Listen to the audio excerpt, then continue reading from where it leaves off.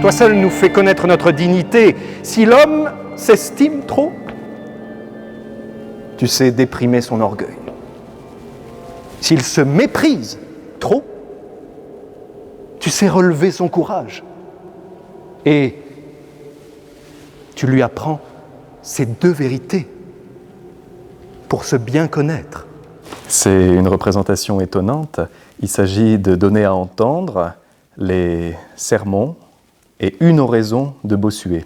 Bossuet était à la fois un homme de foi et un homme de lettres, et au XVIIe siècle, il a écrit parmi les plus beaux sermons, et il a élevé au rang d'art l'exercice de l'oraison funèbre, qui consiste à parler après le décès d'une personne, de faire l'éloge du défunt.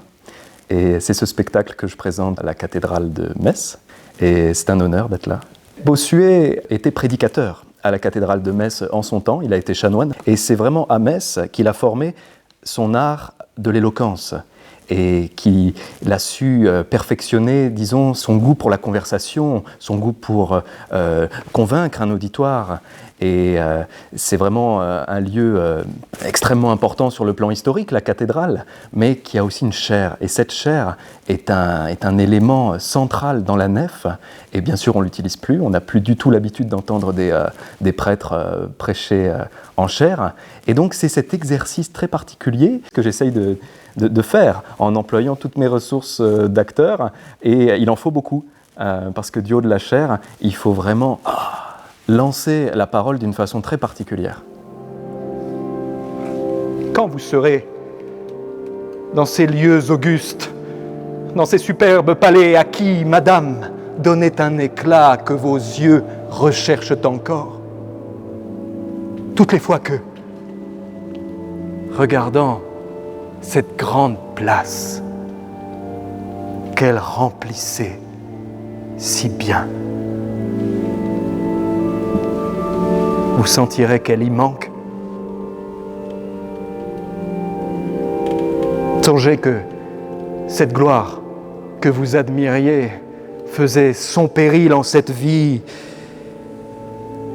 et que dans l'autre, elle est devenue le sujet d'un examen rigoureux où rien n'a été capable de la rassurer.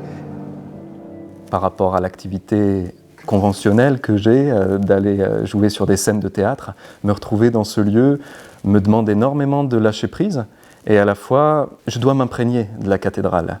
Et je passe beaucoup de temps en silence. Le travail sur le texte a été tellement imposant et tellement important que j'en suis arrivé au point où il faut que je le laisse un peu de côté et que je puisse vraiment me fier à l'énergie du lieu. Et qu'est-ce qu'il y a comme énergie ? Dans la cathédrale, le lieu n'est pas neutre. Le lieu est vraiment plein de vibrations. Il faut que je les rende manifestes, ces vibrations, quelque part, par les textes de Bossuet. Je compte sur la curiosité du public. C'est une représentation tout à fait classique. Et en allant chercher très loin en arrière, dans nos trésors de la langue française, et ne pas les laisser dans le livre, mais se servir de ces textes-là et les donner à entendre à notre époque, c'est un vrai challenge.